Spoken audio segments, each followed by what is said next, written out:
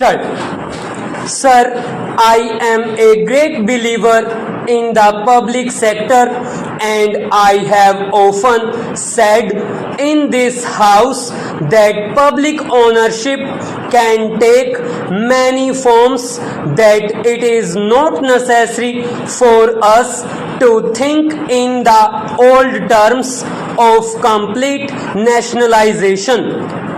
The British Labour Party has on this question done a great deal of hard thinking, and I would therefore say that it is a little disappointing to find that the returns from our public sector concerns are on the low side. Actually, I do not think that the public sector concerns should be condemned for that reason. They are new to their jobs. What about the returns that the private sector concerns give in the first few years of their existence? But we should have a high standard of efficiency in our public sector concerns, and we should make them yield good returns. If that is done, it will be possible for us also to reduce the burden of taxation on all classes of the community. I do not say that the public sector concerns should be run from a commercial point of view only. Profit is one of the things they are meant to yield. I would, in this connection, say that I would like our employees, I mean the poorer classes of our employees, to be associated in some way with the management of our public sector concerns.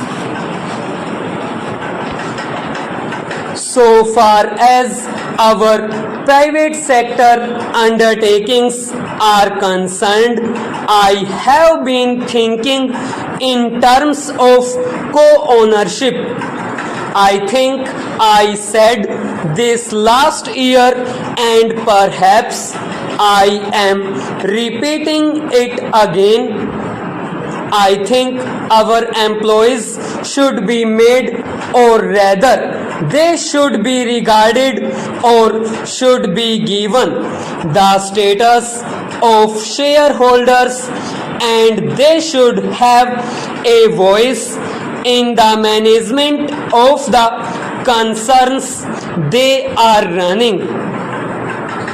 They should have a voice in selecting the directors who shall run the concerns for the country.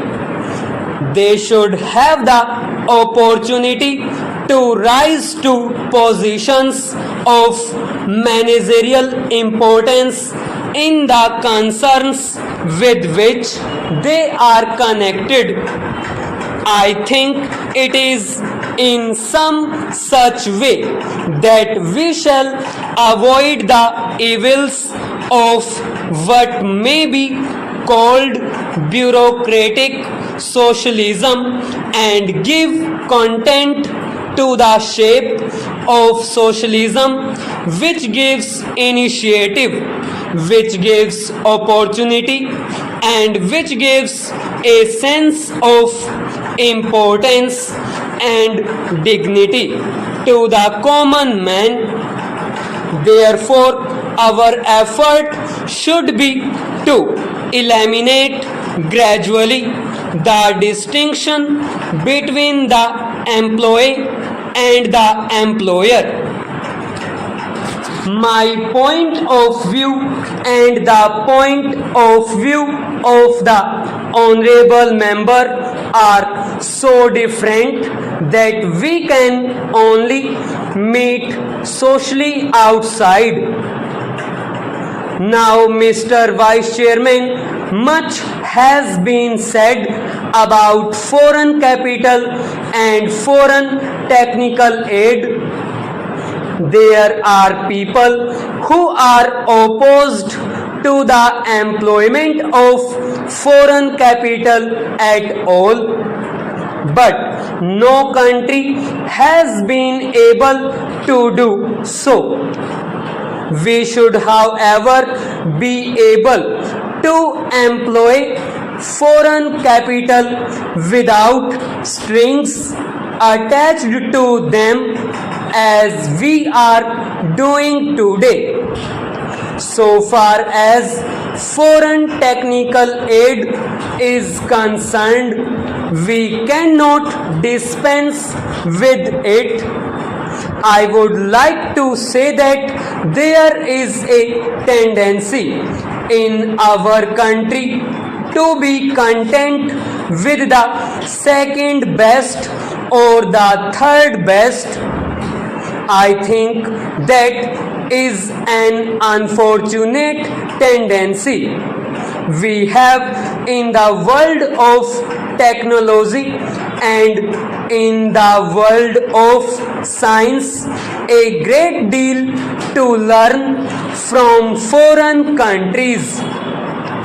We have to learn a great deal from the United States of America and the Soviet Union, and also from France and other countries, and we should be humble in our approach towards this problem.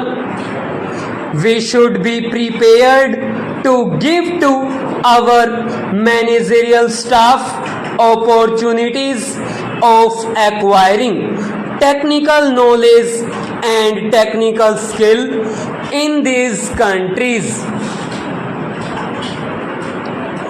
I will finish in less than a minute.